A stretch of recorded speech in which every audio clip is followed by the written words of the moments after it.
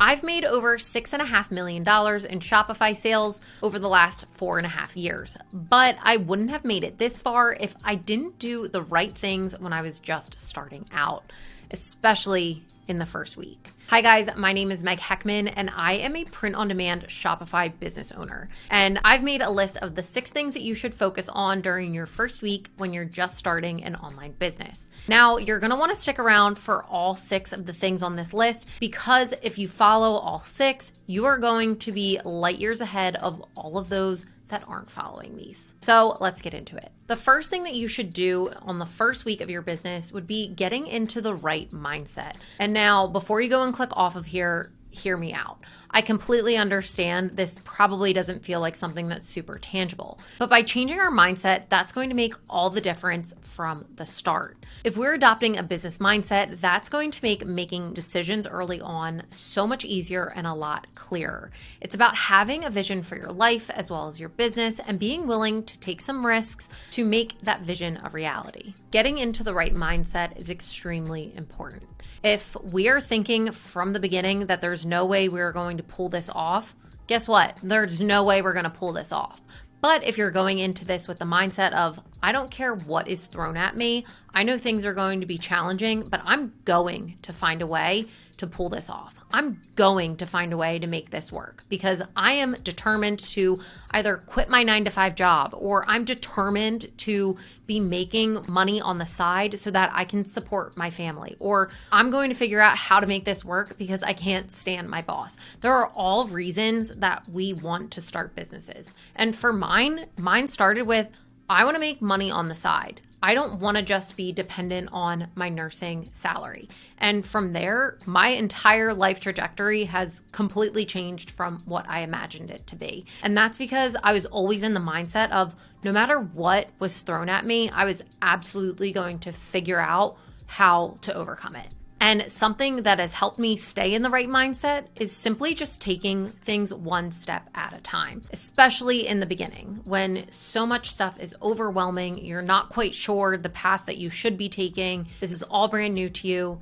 Just focus on one thing at a time and don't move on to the next step until the first step is done. If you can stay in the right mindset, you're less likely to make obvious mistakes and less likely to rush into things without thinking, which we'll talk about later in this video. During that first week of starting your business and you get yourself in the right headspace, it's now time to focus on the next most important thing, and that would be your product. Your product is your asset. That's truly what we're building. I think a lot of people get confused and think we're building a Shopify store and we're building like a company that we're going to market for, which is true. We are doing all of those things, but something that seems to get overskipped is our product. And we immediately just want to start and throw products up there and see if they sell, instead of taking the time, thinking out and planning what exactly we're going to do. Your product, as I said, is the most important part of your business because if you have a crap product, nobody is going to buy it.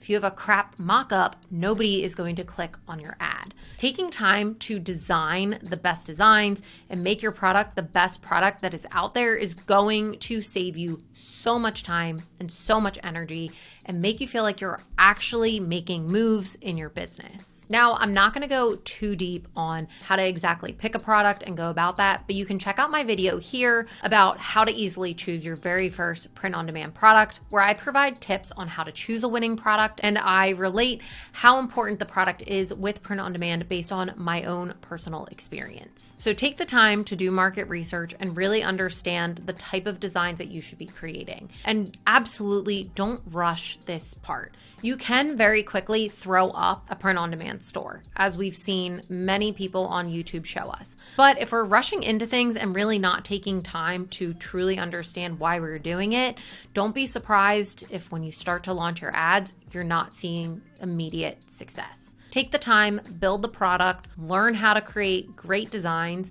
that people in your niche are actually wanting to buy.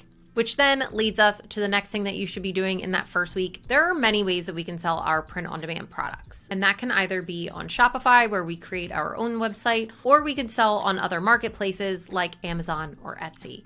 Now, it's completely up to you which one you prefer to pick. Marketplaces can be a great place for those who are first starting out because you don't have to worry about getting traffic to your store. But something that you do need to worry about is getting people from that marketplace to click your listing. Now, Shopify is a little bit different. I personally prefer Shopify because I believe it has an edge over the marketplaces. It gives you the ability to optimize your online store and to really build your brand and make it your own. And that's because we can choose the graphics, the mockups, and the design of the site and truly give our customers a feel for the brand that we're building. Just like a physical store, your online store is the face of your business. And if it's not easy to navigate, you're less likely to make any sales. So once you have an appealing and optimized storefront with all of your stellar products on display, you're not getting traffic at all. And that's because you're not running any ads. Ads are there to help you drive traffic towards your store or your website, but no matter how much you spend on ads, they won't do any good if your product copy or mock-up doesn't really attract the customers. Remember point number 2 when we were talking about the product is the most important part? Yeah, I mean that. And if we don't have a good product or we don't have a good mock-up, people are never going to click our ads. And if they're not clicking our ads, they're not getting to our website, and then they're not checking out.